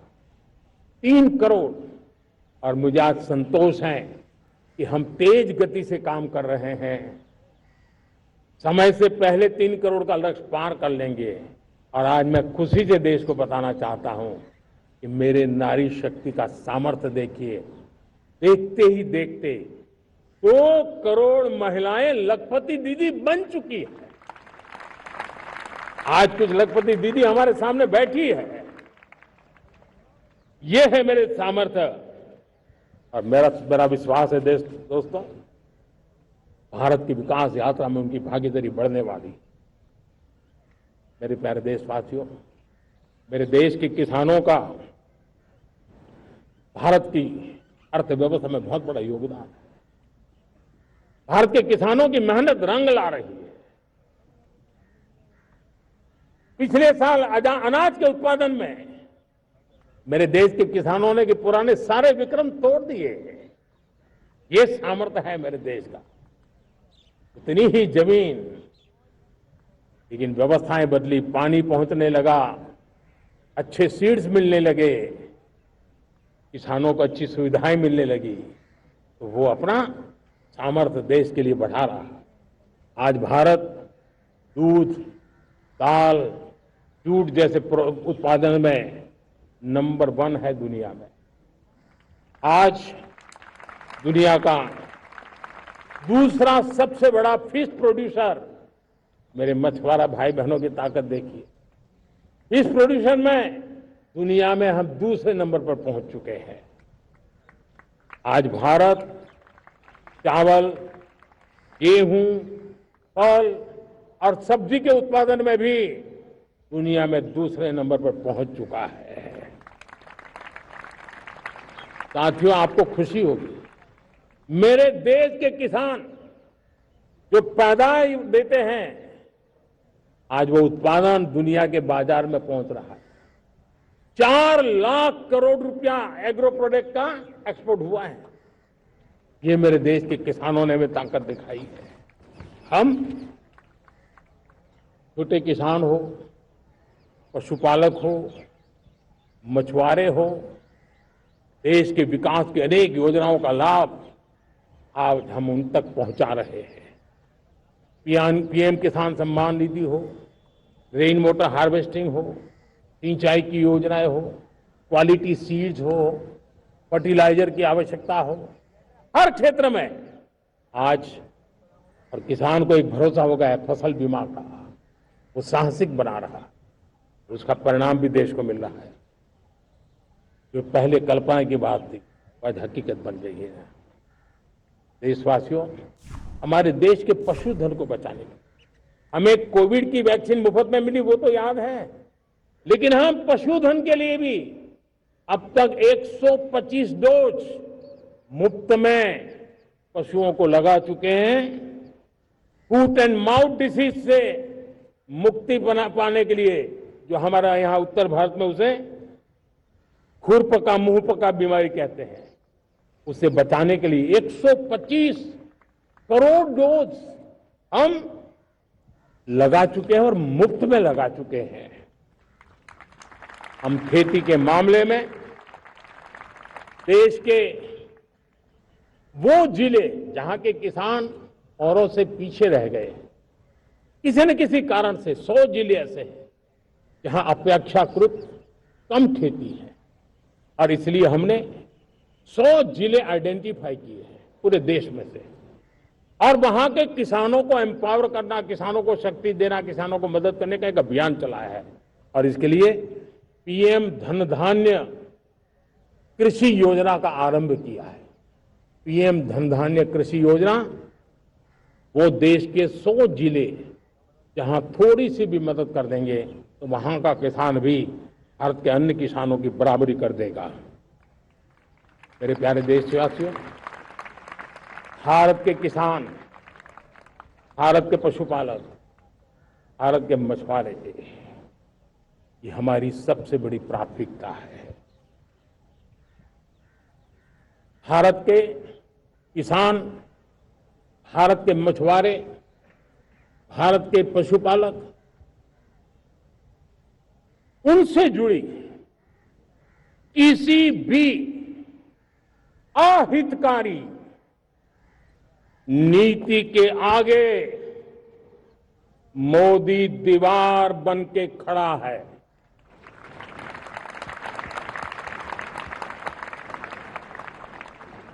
भारत अपने किसानों, अपने पशुपालकों, अपने मछुआरों के संबंध में कभी भी कोई समझौता नहीं स्वीकार करेगा।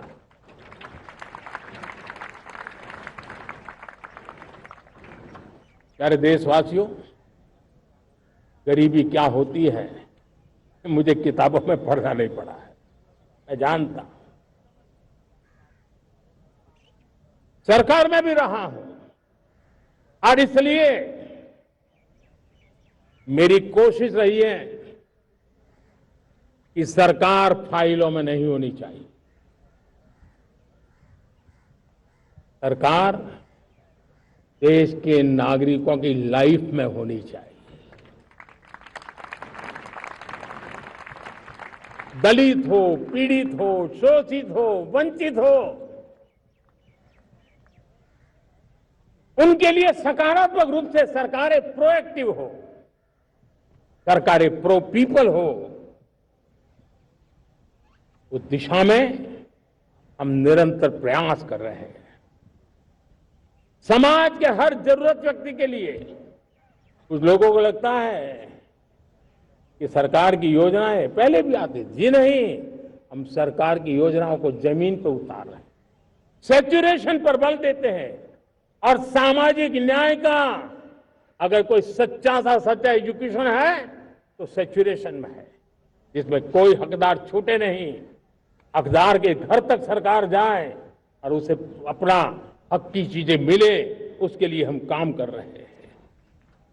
जनधन अकाउंट जो खोले गए ना, वो सिर्फ बैंक का अकाउंट था ऐसा नहीं है, उसे एक स्वाभिमान मिला था कि बैंक के दरवाजे मेरे लिए भी खुलते हैं, मैं भी बैंक के दरवाजे में जाकर के टेबल पे हाथ रख करके बात कर सकता हूं।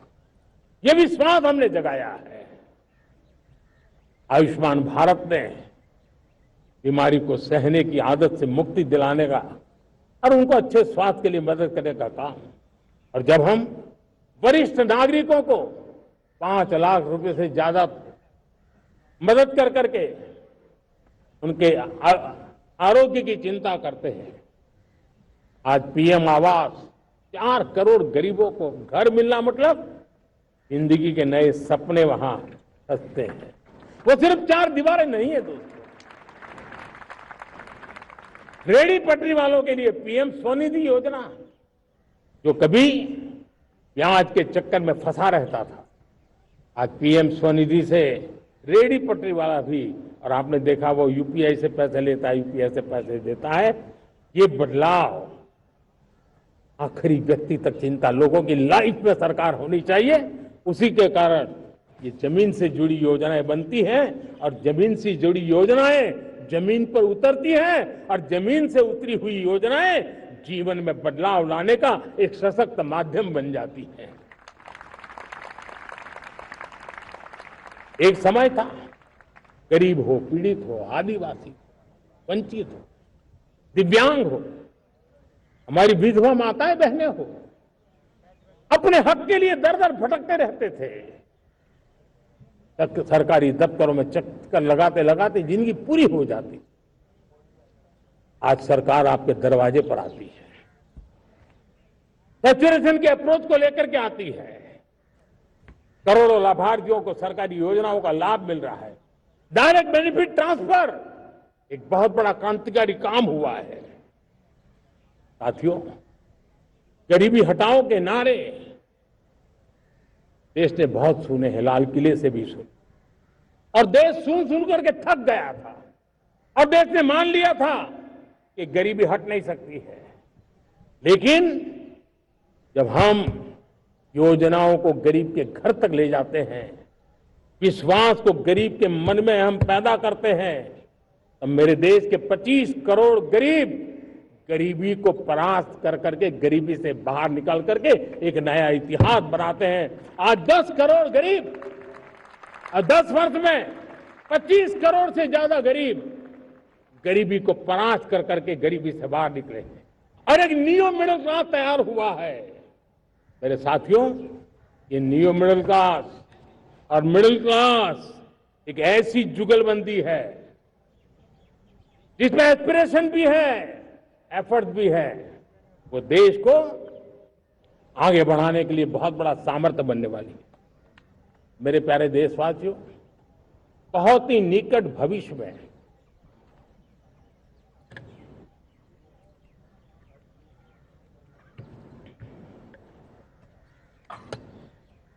मेरे प्यारे देशवासियों, बहुत ही निकट भविष्य में महान समाज सुधारक महात्मा ज्योतिबा फुले जी की 200वीं जयंती आ रही है। हम उस जयंती के समारोह शुरू करने जा रहे हैं और महात्मा ज्योतिबा फुले के सिद्धांत, उन्होंने जो मंत्र दिए, उसमें हमारे लिए प्रेरणा है।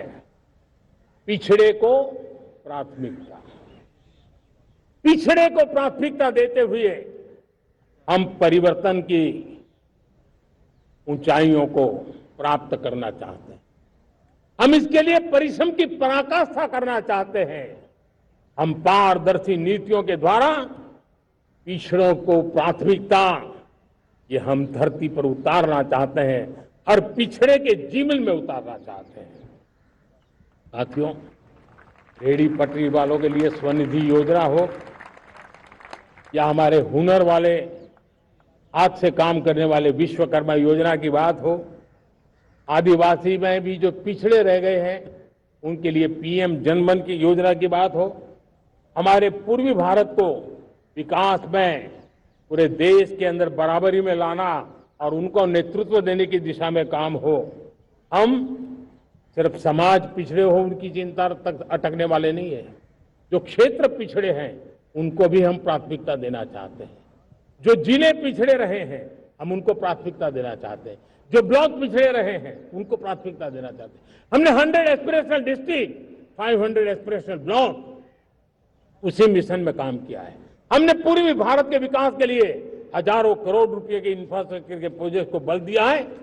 हमने पूर्वी भारत के जीवन को बदल करके देश की विकास यात्रा में भागीदार बनने का, मेरे प्यारे देशवासियों, जीवन हर क्षेत्र में विकास होना चाहिए।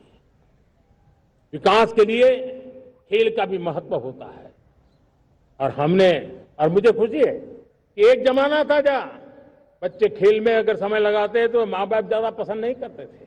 आज एकदम से उलट गया है। अगर बच्चे खेलकूद में आगे आते हैं, रुचि लेते हैं, तो माँ बाप गर्व से भर जाते हैं। मैं इसे एक शुभ संकेत मानता हूं।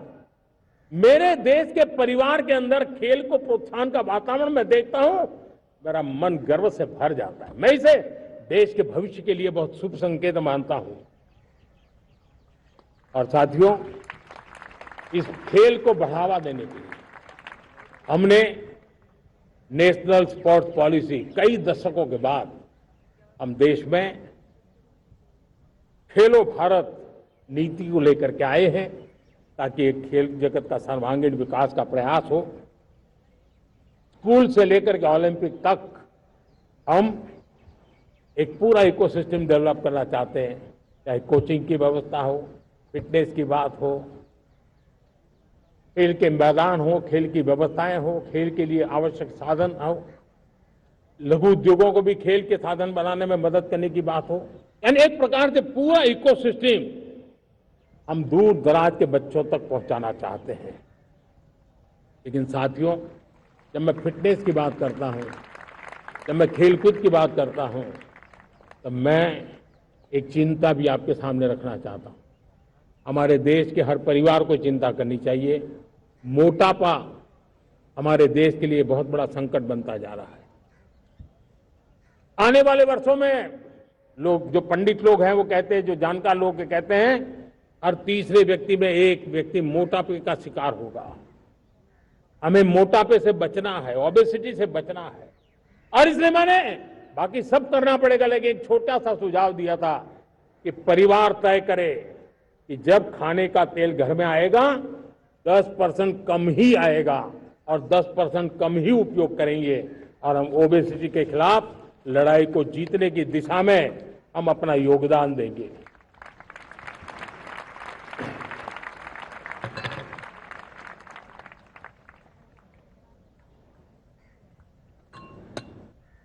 मेरे प्यारे देशवासियों, हमारा देश भाग्यवान है। हजारों साल की विरासत के हम धनी हैं और वो हमें निरंतर ऊर्जा मिलती है, प्रेरणा मिलती है, त्याग और तपस्या की राह मिलती है। आज गुरु तेग बहादुर, यह वर्ष गुरु तेग बहादुर जी का 350वां शहीदी वर्ष है। देश की संस्कृति की रक्षा, भारत के मूल्यों की रक्षा के लिए उन्होंने अपना सब कुछ न्योछावर कर दिया। मैं आज उनको नमन करता हूं। साथियों, हमारी संस्कृति की ताकत हमारी विविधता है। हम विविधता को सेलिब्रेट करना चाहते हैं। हम विविधता को सेलिब्रेट करने की आदत बनाना चाहते हैं। यह हमारा गौरव है। यह हमारा भारत माँ का यह बगीचा कितने विविध प्रकार के फूलों से सजा हुआ है, कितनी विविधताएं हैं। ये विविधता हमारे लिए एक बहुत बड़ा, हमारी विरासत है, बहुत बड़ा गौरव है। हमने प्रयागराज के महाकुंभ में देखा भारत की विविधता को कैसे जिया जाता है। एक स्थान पर करोड़ों लोग, एक ही भाव, एक ही प्राण, एक ही प्रयास, दुनिया के लिए बहुत बड़ा अजूबा है। महाकुंभ की वो सफलता भारत की एकता की, भारत के सामर्थ्य की दुहाई देती है। साथियों, हमारा देश भाषाओं की विविधता से बहुत ही भरा हुआ है, पुलकित है। और इसलिए हमने मराठी, असमिया, बांग्ला, पाली, प्राकृत को क्लासिकल लैंग्वेज का दर्जा दिया है। और मेरा मत है, हमारी भाषाएं जितनी विकसित होगी, हमारी सभी भाषाएं जितनी समृद्ध होगी, हमारे नॉलेज के सिस्टम को भी उतना ही बल मिलने वाला है। और हमारी वो ताकत है, आज जब डेटा का जमाना है ना, तो ये ताकत दुनिया के लिए भी बड़ी ताकत बन सकती है। इतना सामर्थ्य हमारी लैंग्वेज में। हमें हमारी सभी भाषाओं पर गर्व होना चाहिए। हमारी सभी भाषाओं के विकास के लिए हर किसी ने बनते हुए प्रयास करना चाहिए। साथियों, पांडुलिपि में हमारे ज्ञान के भंडार पड़े हैं, लेकिन उसके प्रति उदासीनता रही है। इस बार हमने ज्ञान भारतम योजना के तहत देश भर में जहां भी हस्तलिखित ग्रंथ है, जहां पांडुलिपियां हैं, सदियों पुराने जो दस्तावेज हैं, उनको खोज खोज करके आज की टेक्नोलॉजी का उपयोग करते हुए उस ज्ञान की समृद्धि को आने वाली पीढ़ियों के लिए काम आए, उस दिशा में काम कर रहे हैं। मेरे प्यारे देशवासियों, हमारा स्पष्ट मत है, यह देश सिर्फ सरकारें नहीं बनाती है, यह देश राज सत्ता पर विराजमान लोग ही नहीं बनाते हैं, ये देश शासन की धुरा संभालने वाले नहीं बनाते हैं। ये देश बनता है कोटि कोटि जनों के पुरुषार्थ से, ऋषियों के, मुनियों से, वैज्ञानिकों के, शिक्षकों के, किसानों के, जवानों के, सेना के, मजदूरों के, हर किसी के प्रयास से देश बनता है। हर किसी का योगदान होता है, व्यक्ति का भी होता है, संस्थाओं का भी होता है। आज मैं बहुत गर्व के साथ एक बात का जिक्र करना चाहता हूं। आज से 100 साल पहले एक संगठन का जन्म हुआ, राष्ट्रीय स्वयंसेवक संघ। 100 साल की राष्ट्र की सेवा एक बहुत ही गौरवपूर्ण स्वर्णिम पृष्ठ है।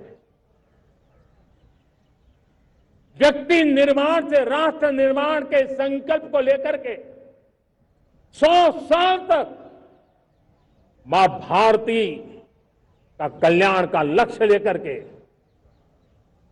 लक्षावधि स्वयंसेवकों ने मातृभूमि के कल्याण के लिए अपना जीवन समर्पित किया है। सेवा, समर्पण, संगठन और अप्रतिम अनुशासन, ये जिसकी पहचान रही है, ऐसा राष्ट्रीय स्वयंसेवक संघ दुनिया का ये सबसे बड़ा एनजीओ है एक प्रकार से। 100 साल का उसका समर्पण का इतिहास है। आज लाल किले की प्राचीर से 100 साल की इस राष्ट्र सेवा की यात्रा में योगदान करने वाले सभी स्वयंसेवकों को आदरपूर्वक स्मरण करता हूं और देश गर्व करता है राष्ट्रीय स्वयंसेवक संघ की इस 100 साल की भव्य समर्पित यात्रा को, और हमें प्रेरणा देता रहेगा। मेरे प्यारे देशवासियों, हम समृद्धि की ओर जा रहे हैं, लेकिन समृद्धि का रास्ता सुरक्षा से गुजरता है। पिछले 11 वर्षों में राष्ट्र सुरक्षा, राष्ट्र रक्षा, राष्ट्र के नागरिकों की रक्षा, इन सभी मोर्चों पर हमने पूरे समर्पण भाव से काम किया है। हम बदलाव लाने में सफल हुए हैं। यह देश जानता है कि हमारे देश का बहुत बड़ा जनजातीय क्षेत्र नक्सलवाद की चपेट में, माओवाद की चपेट में पिछले कई दशकों से लहूलुहान हो चुका था। सबसे ज्यादा नुकसान मेरे आदिवासी परिवारों को हुआ। आदिवासी माताओं बहनों ने अपने सपने के होनहार बच्चों को खो दिया।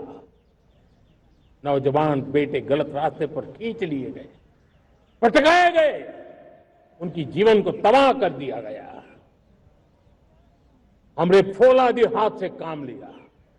एक समय था कभी 125 से ज्यादा जिलों में नक्सलवाद अपनी जड़ें जमा चुका था।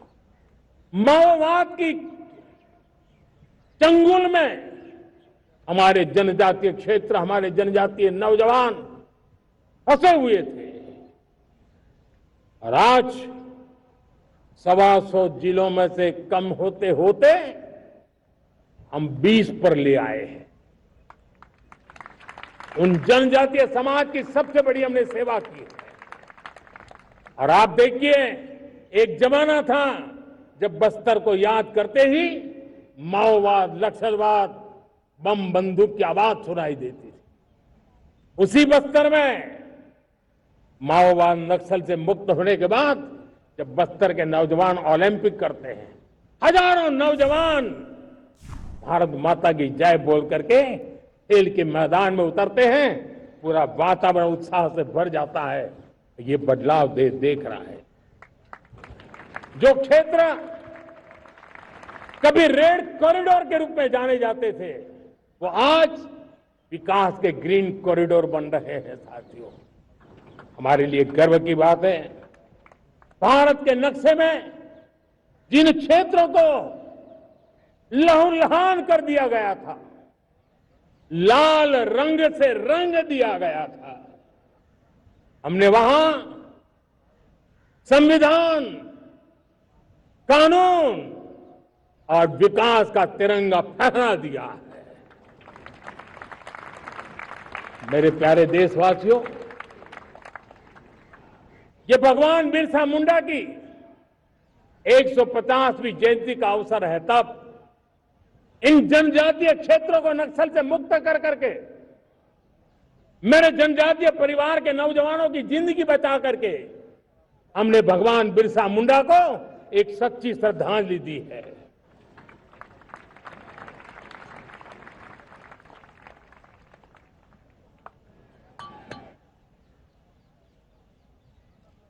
मेरे प्यारे देशवासियों, मैं आज देश के सामने एक चिंता, एक चुनौती के संबंध में आगाह करना चाहता हूं। षड्यंत्र के तहत, सोची समझी साजिश के तहत देश की डेमोग्राफी को बदला जा रहा है। एक नए संकट के बीज बोए जा रहे हैं, और ये घुसपैठिए मेरे देश के नौजवानों की रोजी रोटी छीन रहे हैं। एक घुसपैठिए मेरे देश की बहन बेटियों को निशाना बना रहे हैं।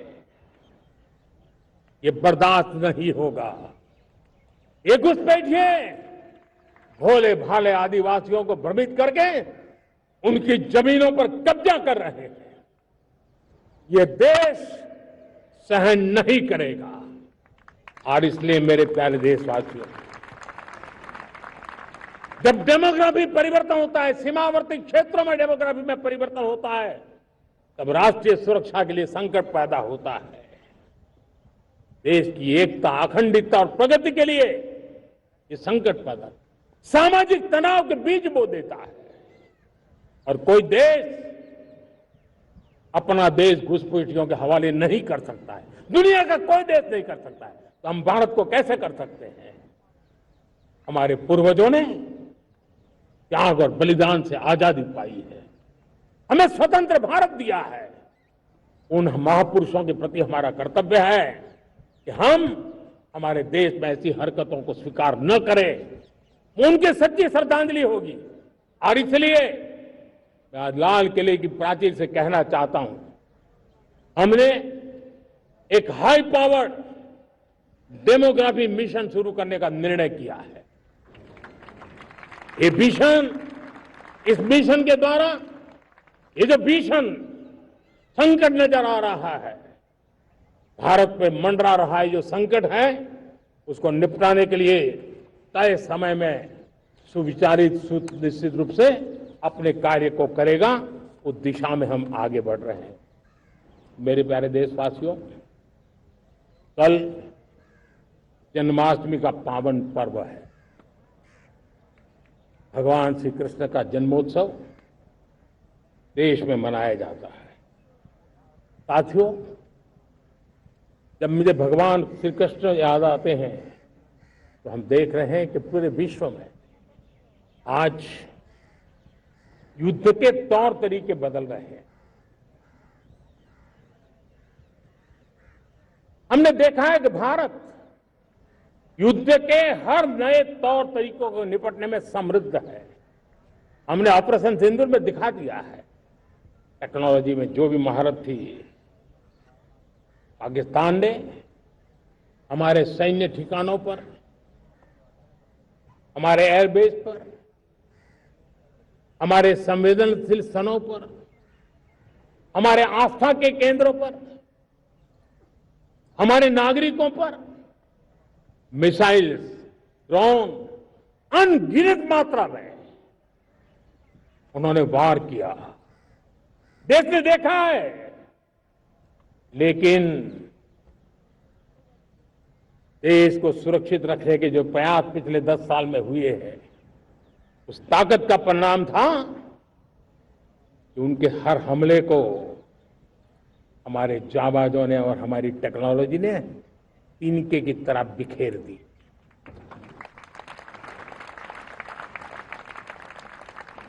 रत्ती भर नुकसान नहीं कर पाए। और इसलिए जब युद्ध के मैदान में टेक्नोलॉजी का विस्तार हो रहा है, टेक्नोलॉजी हावी हो रही है, तब राष्ट्र की रक्षा के लिए, देश के नागरिकों की सुरक्षा के लिए हमें भी, हमने जो आज महारत पाई है, वो महारत का और विस्तार करने की जरूरत है। हमने आज जो महारत पाई है, उसको लगातार अपग्रेडेड करते रहने की आवश्यकता है। और इसलिए साथियों, मैंने एक संकल्प लिया है। मुझे आपके आशीर्वाद चाहिए, कोटि कोटि देशवासियों के आशीर्वाद चाहिए, क्योंकि समृद्धि कितनी ही क्यों न हो, अगर सुरक्षा के प्रति उदासीनता बरतते हैं तो समृद्धि भी किसी काम की नहीं रहती। और इसलिए सुरक्षा का महत्व बहुत बड़ा है। और इसलिए आज लाल किले की प्राचीर से कहा हूं, आने वाले 10 साल में 2035 तक राष्ट्र के सभी महत्वपूर्ण स्थलों, जिनमें सामरिक के साथ साथ सिविलियन क्षेत्र भी शामिल है, जैसे अस्पताल हो, रेलवे हो, जो भी आस्था के केंद्र हो, उन्हें टेक्नोलॉजी के नए प्लेटफॉर्म द्वारा पूरी तरह सुरक्षा का कवच दिया जाएगा। ये सुरक्षा का कवच लगातार विस्तार होता जाए, देश का हर नागरिक सुरक्षित महसूस करे, किसी भी प्रकार की टेक्नोलॉजी हम पर वार करने आ जाए, हमारी टेक्नोलॉजी उससे बेहतर सिद्ध हो। और इसलिए आने वाले 10 साल 2035 तक मैं ये राष्ट्रीय सुरक्षा कवच का विस्तार करना चाहता हूं, मजबूती देना चाहता हूं, आधुनिक बनाना चाहता हूं। और इसलिए भगवान श्री कृष्ण से प्रेरणा पाकर के हमने श्री कृष्ण का जो सुदर्शन चक्र था, उस सुदर्शन चक्र की राह को चुना है। आप में से बहुत लोगों को याद होगा, जब महाभारत की लड़ाई चल रही थी, श्री कृष्ण ने अपने सुदर्शन चक्र से सूर्य के प्रकाश को रोक दिया था और दिन में ही अंधेरा कर दिया था। सूर्य प्रकाश को सुदर्शन चक्र से रोक दिया था। और तब अर्जुन ने जो शपथ ली थी जयद्रथ का वध करने की, उस प्रतिज्ञा को अर्जुन पूर्ण कर पाए थे। वो सुदर्शन चक्र के पराक्रम और रणनीति का परिणाम था। अब देश सुदर्शन चक्र मिशन लॉन्च करेगा।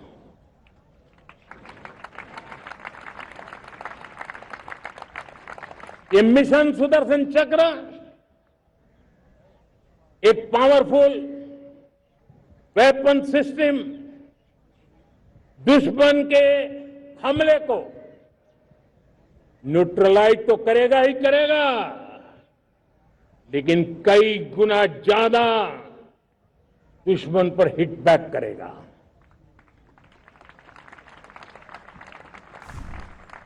हमने भारत के इस मिशन सुदर्शन चक्र के लिए कुछ मूलभूत बातें भी तय की है। आने वाले 10 सालों में हम उसको प्रखरता से आगे बढ़ाना चाहते हैं। एक तो ये पूरी आधुनिक सिस्टम, इसके लिए रिसर्च, डेवलपमेंट, उसकी मैन्युफैक्चरिंग हमारे देश में ही हो, हमारे देश के नौजवानों के टैलेंट से हो, हमारे देश के लोगों के द्वारा बनी। दूसरा, एक ऐसी व्यवस्था होगी जो वॉरफेयर के हिसाब से भविष्य में क्या क्या संभावनाएं हैं, उसका हिसाब किताब लगा करके +1 की स्ट्रेटेजी वर्कआउट करेगी। और तीसरा, सुदर्शन चक्र की एक ताकत थी, वो बहुत ही प्रिसाइज, जहां जाना था वहीं जाता था और वापस श्री कृष्ण के पास लौट के आता था। हम इस सुदर्शन चक्र के द्वारा भी टारगेटेड प्रिसाइज एक्शन के लिए भी व्यवस्था को विकसित करने की दिशा में आगे बढ़ेंगे। और इसलिए युद्ध के बदलते तौर तरीकों में राष्ट्र की सुरक्षा, नागरिकों की सुरक्षा के लिए मैं बड़े प्रतिबद्धता के साथ इस कार्य को आगे बढ़ाने के लिए वचन देता हूं। मेरे प्यारे देशवासियों, जब हम लोकतंत्र की बात करते हैं, स्वतंत्र भारत की बात करते हैं, तब हमारा संविधान हमारे लिए सर्वोच्च दीप स्तंभ होता है, हमारा प्रेरणा का केंद्र होता है। लेकिन आज से 50 साल पहले भारत के संविधान का गला घोंट दिया गया था। भारत के संविधान के पीठ पे छुरा भोंक दिया गया था, देश को जेल खाना बना दिया गया था, आपातकाल लगा दिया गया था, इमरजेंसी थोप दी गई थी। इमरजेंसी के 50 साल हो रहे हैं। देश की किसी भी पीढ़ी ने संविधान की हत्या के इस पाप को कभी भूलना नहीं चाहिए। संविधान की हत्या करने वाले पापियों को नहीं भूलना चाहिए। और हमें भारत के संविधान के प्रति अपने समर्पण को और मजबूती देते आगे बढ़ना चाहिए। वो हमारी प्रेरणा है। मेरे प्यारे देशवासियों, मैंने इसी लाल किले से पंच प्रण की बात कही थी। मैं आज लाल किले से फिर से एक बार मेरे देशवासियों का पुनः स्मरण जरूर करना चाहता हूं। विकसित भारत बनाने के लिए न हम रुकेंगे, न हम झुकेंगे। हम परिश्रम की पराकाष्ठा करते रहेंगे और अपनी आंखों के सामने 2047 में विकसित भारत बना करके रहेंगे। मेरे प्यारे देशवासियों, हमारा दूसरा प्रण है कि हम हमारे जीवन में, हमारी व्यवस्थाओं में, हमारे नियम कानून परंपराओं में गुलामी का एक भी कण अब बचने नहीं देंगे। हम हर प्रकार की गुलामी से मुक्ति पाकर के ही रहेंगे। मेरे प्यारे देशवासियों, हम अपनी विरासत पर गर्व करेंगे।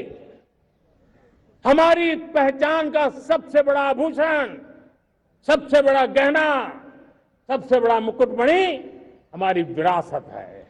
हम विरासत का गर्व करेंगे। मेरे प्यारे देशवासियों, इन सब के लिए एकता, ये मंत्र सबसे बड़ा शक्तिशाली मंत्र है। और इसलिए एकता की डोर को कोई काट न सके, ये हमारा सामूहिक संकल्प होगा। मेरे प्यारे देशवासियों, मां भारती के प्रति कर्तव्य निभाना ये पूजा से कम नहीं है, तपस्या से कम नहीं है, आराधना से कम नहीं है। और उसी भाव से हम सब मातृभूमि के कल्याण के लिए परिश्रम की पराकाष्ठा करते हुए 2047 विकसित भारत के लक्ष्य को पार करने के लिए अपने आप को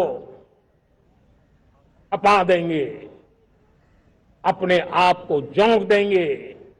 जो भी सामर्थ्य है, कोई भी अवसर को छोड़ेंगे नहीं। इतना ही नहीं, नए अवसरों को निर्माण करेंगे और निर्मित करने के बाद हम 140 करोड़ देशवासियों के सामर्थ्य से आगे बढ़ते ही रहेंगे, बढ़ते ही रहेंगे, बढ़ते ही रहेंगे। मेरे प्यारे देशवासियों, हमें याद रखना है, 140 करोड़ देशवासियों को याद रखना है, परिश्रम में जो तपा है, परिश्रम में जो तपा है, उसने ही तो इतिहास रचा है। परिश्रम में जो तपा है, उसने ही तो इतिहास रचा है। जिसने फौलादी चट्टानों को तोड़ा है, जिसने फौलादी चट्टानों को तोड़ा है, उसने ही समय को मोड़ा है। जिसने फौलादी चट्टानों को तोड़ा है, उसने ही समय को मोड़ा है। और समय को मोड़ देने का भी, समय को मोड़ देने का भी यही समय है, सही समय है। मेरे प्यारे देशवासियों, एक बार फिर आप सबको आजादी के इस महान पर्व की अनेक अनेक शुभकामनाएं देता हूं, बहुत बहुत बधाई देता हूं। मेरे साथ बोलेंगे जय हिंद, जय हिंद, जय हिंद। भारत माता की, भारत माता की, भारत माता की। वंदे वंदे वंदे। बहुत बहुत धन्यवाद।